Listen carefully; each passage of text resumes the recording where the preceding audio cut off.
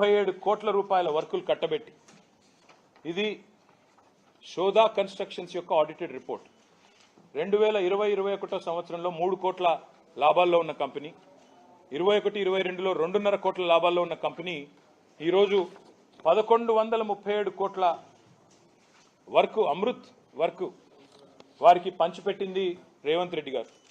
అర్హత లేని company, address లేని కంపెనీ, ఆయనకున్న అర్హతల్లా రేవంత్ రెడ్డి గారి బావమరిది కావడమే.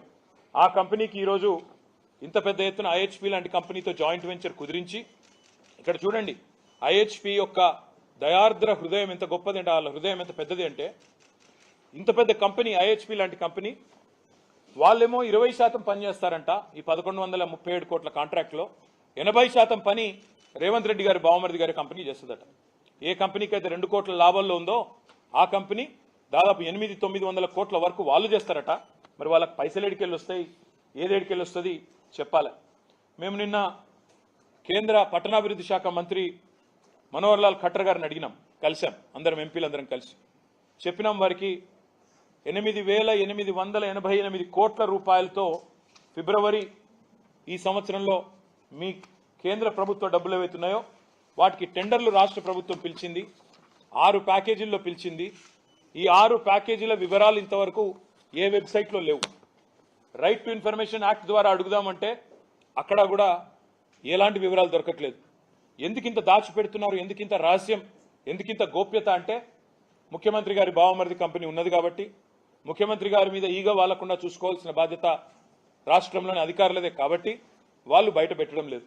కానీ మాకెట్లా దొరికింది దొంగలంటే, Indian Hume pipe company letter రాసింది ఎన్ఎస్సికి, బిఎస్సికి, బాంబే స్టాక్ ఎక్స్చేంజ్కి, ఎన్ఎస్సికి, నేషనల్ స్టాక్ ఎక్స్చేంజ్కి. మాకు ఒక పని వచ్చింది, ఎందుకంటే లిస్టెడ్ కంపెనీ, మాకు పని వచ్చింది తెలంగాణ ప్రభుత్వంలో 1137 కోట్లు. కానీ మేము చాలా మంచి వాళ్ళం, ఎందుకంటే రేవంత్ రెడ్డి గారి బావమరిది కంపెనీకి 800 కోట్ల వరకు, 900 కోట్ల వరకు వాళ్ళకిచ్చి మేము కేవలం 20% చేస్తూ ఉన్నాం. మేము వాళ్ళకంటే 1000 రెట్లు ఎక్కువ పెద్ద కంపెనీ అయినా మా గుండె కూడా పెద్దది కాబట్టి మేము రేవంత్ రెడ్డి గారి బావమరిది మీద ప్రేమతో మేము ఈ రకంగా తప్పుకున్నామని వారు చెప్తా ఉన్నారు. నేను ఒక్క మాట అంటా ఉన్నా రేవంత్ రెడ్డి ప్రభుత్వాన్ని, అదేవిధంగా కాంగ్రెస్ ప్రభుత్వాన్ని. రేవంత్ రెడ్డి గారు మీ బావమరిది గారికేమో అమృతం పంచి వాళ్ళ కొడంగల్ వాసులకు విషం పంచుతా ఉన్నాం ఫార్మా పేరిట. ఇది ప్రజలందరూ చూస్తూ ఉన్నారు. నిన్న జరిగిన సంఘటన, ప్రజల తిరుగుబాటు ఏదైతే కొడంగల్లో ప్రారంభమైందో, మీ బావమరిదికేమో ఇక్కడ అమృతు, మీ అల్లుడు గారి ఫార్మా కంపెనీకేమో కొడంగల్లో భూములు గుంజుకోవాలా, దానికి మీ తిరుపతి రెడ్డి గారి దాదాగిరి, అల్లుడు కోసం ఈరోజు కొడంగల్ని బలిపెట్టే పరిస్థితి ఈరోజు కనబడతా ఉంది. అందుకే ప్రజల తిరుగుబాటు కూడా అక్కడ మొదలైంది. ఇంకా విచిత్రం ఏమంటే, రుణమాఫీకి డబ్బులు లేవు, రైతు బంధుకు లేవు.